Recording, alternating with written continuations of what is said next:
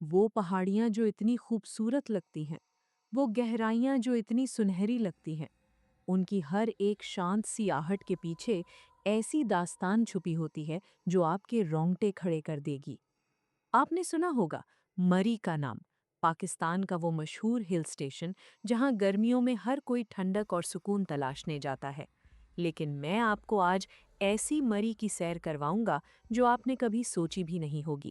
یہ وہ مری ہے جو لوگوں کی ہنسی چھین لیتی ہے، جو لوگوں کی آنکھوں میں ایسا خوف بھر دیتی ہے کہ وہ زندگی بھر اس سے بھاگنے کی کوشش کرتے ہیں۔ کون جانتا تھا کہ چند لمحوں کی یہ بے خوفی ان کی زندگی کا سب سے بھیانک حقیقت بن جائے گی۔ ہوا میں ایک عجیب سی سخت ٹھنڈک تھی، جیسے کوئی ناکافیت، کوئی بے قراری، جو پہاڑوں کی خوشنما ہوا کو بھی زہر میں بدل رہی تھی۔ یہ وہ وقت تھا جب 6 بہنوں اور بھائیوں کا ایک جھولا اپنی چھٹیاں گزارنے کے لیے مری کی طرف رخصت ہوا۔ تقریباً شام کے 7 بجے جب سورج پہاڑوں کے پیچھے چھپنے کی تیاری کر رہا تھا، یہ سفر شروع ہوا۔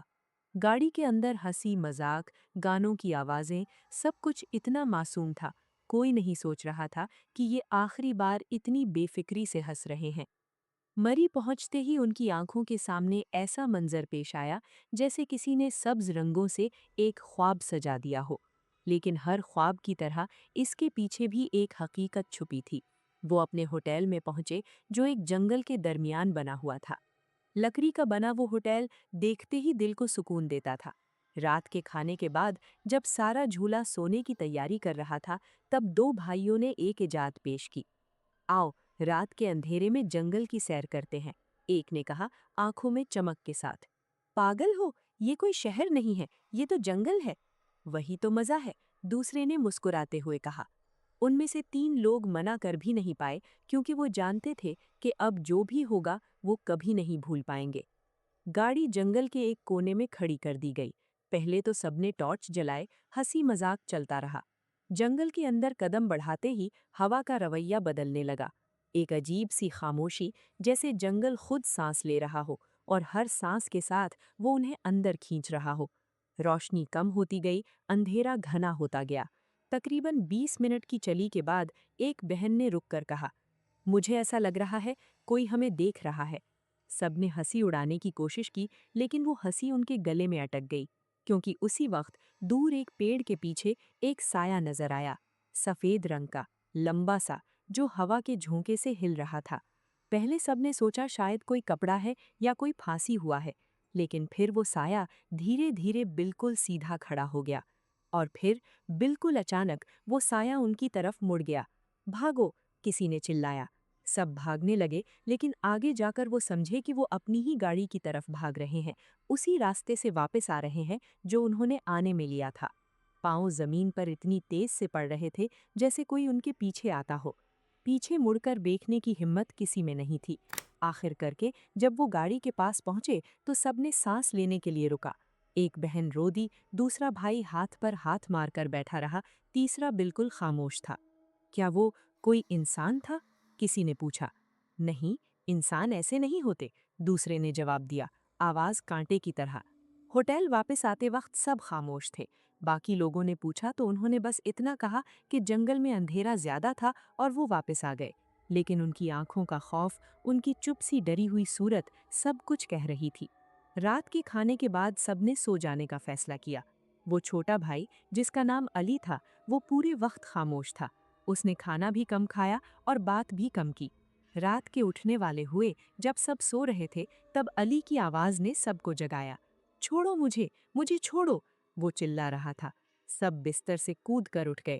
علی اپنے کمرے کے کونے میں دبا ہوا تھا، آنکھیں کھلی ہوئیں، لیکن اس کی نظر کہیں اور تھی، جیسے وہ کسی کو دیکھ رہا ہو جو کوئی اور نہیں دیکھ پا رہا۔ کیا ہوا علی؟ اس کے بڑے بھائی نے پوچھا۔ وہ آیا ہے، وہی سفید لباس والا، وہ میرے سامنے کھڑا ہے، وہ کہہ رہا ہے کہ اب میری باری ہے۔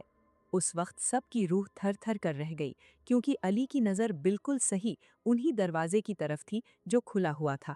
سب نے دروازہ بند کرنے کی کوشش کی، لیکن وہ ہلا بھی نہیں رہا تھا، جیسے کوئی اسے باہر سے پکڑ کر کھڑا کیے ہوئے تھا۔ آخر میں 3 لوگوں نے مل کر دھکے دیے تو دروازہ بند ہوا۔ علی اب بھی چلا رہا تھا، اس کے ہاتھ اپنے بال نوچ رہے تھے۔ एक बहन ने कुरान की आयत पढ़ने की कोशिश की, लेकिन अली की आवाज़ ज़्यादा तेज़ थी।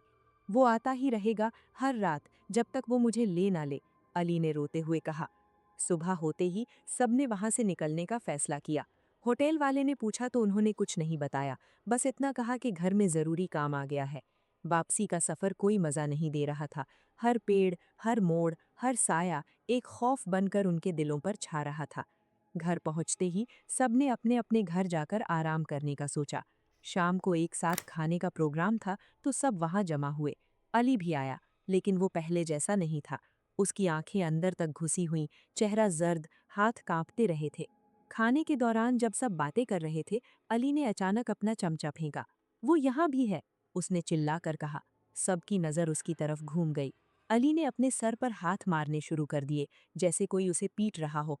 बस करो, मुझे छेड़ना बंद करो, वो रोते हुए चिल्ला रहा था। और फिर सब ने देखा, अली की पीठ पर खून के निशान उभर रहे थे, बिल्कुल हाथों के निशान की तरह। घर में कोहराम मच गया। कोई समझ नहीं पा रहा था कि क्या हो रहा है। अली घर से बाहर भागना चाहता था, लेकिन उसके भाइयों ने उसे पकड़ कर रखा। एक बुजुर्ग रिश्तेदार आकर कहा, ये कोई मामूली चीज नहीं है, ये वो है जो तुम जंगल में मिले थे, वो तुम्हारे साथ आ गया है। लेकिन हम सब तो वहां गए थे, फिर सिर्फ अली के साथ ही क्यों? किसी ने पूछा। बुजुर्ग ने आंखें बंद करके कहा, क्योंकि उस वक्त जब वो तुम्हारे सामने आया था, तुम में से किसी ने उसका नाम लिया था या उसकी शक्ल पर कोई टिप्पणी की थी। सबने सोचा तो याद आया, अली ने ही उस वक्त कहा था, देखो वो कौन है, कितना अजीब लग रहा है। उस छोटी सी गलती ने उसकी जिंदगी का रुख बदल दिया था। बुजुर्ग ने कहा कि अब कोई और रास्ता नहीं, अली को वापस उसी जंगल में ले जाना होगा और वहां उस चीज से रिहाई की दुआ मांगनी होगी। सबने मना किया, लेकिन बुजुर्ग के इंसिस्टर पर रात के 11 बजे वो फिर से उसी जंगल की तरफ निकल पड़े। इस बार कोई हंसी नहीं थी, कोई मजाक नहीं था, बस एक गहरा खौफ था जो गाड़ी के अंदर छाया हुआ था। जंगल का रास्ता पहले से ज्यादा खौफनाक लग रहा था, जैसे हर पेड़, हर झाड़ उन्हें देख रहा हो। वो उसी जगह पहुंचे जहां पहली बार वो साया नजर आया था। बुजुर्ग ने अली को बिठाया और कुरान की आयतें पढ़ने लगे। अचानक अली ने अपनी आंखें खोलीं और ऐसी आवाज निकाली जो इंसानी नहीं थी। मैं चला जाऊंगा, लेकिन तुम में से कोई एक मुझसे मिलने आएगा। बुजुर्ग ने तेजी से दुआ खत्म की और सबने अली को उठाकर गाड़ी में बिठा लिया। वापस आते वक्त सबकी आंखों में एक सवाल था, वो आखिरी बात का मतलब क्या था? तुम में से कोई एक मुझसे मिलने आएगा। 2 हफ्ते बीत गए, सब कुछ ठीक चल रहा था। अली बिल्कुल ठीक हो गया था, जैसे कुछ हुआ ना हो। सबने सोचा कि सब खत्म हो गया। एक रात जब सब सो रहे थे, घर के बाहर से आवाज आई। सब उठ गए, लेकिन दरवाजा खोलने की हिम्मत किसी में नहीं थी। आखिर में बड़े भाई ने दरवाजा खोला तो सामने कोई नहीं था। सिर्फ जमीन पर एक सफेद कपड़ा पड़ा था, बिल्कुल वैसा ही जैसे उन्होंने जंगल में देखा था। और उसी रात बड़े भाई गायब हो गए। पुलिस को बुलाया गया, खोज शुरू हुई, लेकिन कोई पता नहीं चला। आखिरी बार उसे देखा किसने? होटल के सीसीटीवी फुटेज में दिखाया कि वो रात के 2 बजे अपने कमरे से निकला और सीधा जंगल की तरफ चला गया। उसे रोकते कोई नहीं, जैसे वो किसी के इंतजार में जा रहा हो। पुलिस ने जंगल में तलाश की, लेकिन कुछ नहीं मिला। सिर्फ एक जगह जहां वो पहली बार गए थे, वहां बड़े भाई का मुंह का स्कार्फ पड़ा हुआ मिला। आज भी मरी के उस जंगल के करीब रहने वाले लोग कहते हैं कि कभी-कभी रात के वक्त 2 आदमी नजर आते हैं, एक सफेद लिबास में और एक आम लिबास में।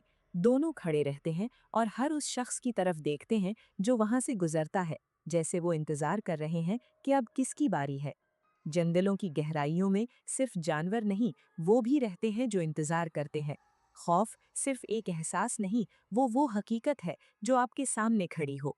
दोस्तों, ये थी वो दास्तान जिसने मरी की खूबसूरत पहाड़ों के पीछे छिपे एक गहरे राज को उजागर किया।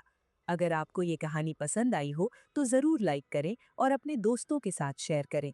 ऐसे ही हैरत अंगेज और खौफनाक कहानियों के लिए खौफनामा स्टोरीज चैनल को सब्सक्राइब करना ना भूलें। आपका प्यार ही हमारी हिम्मत है।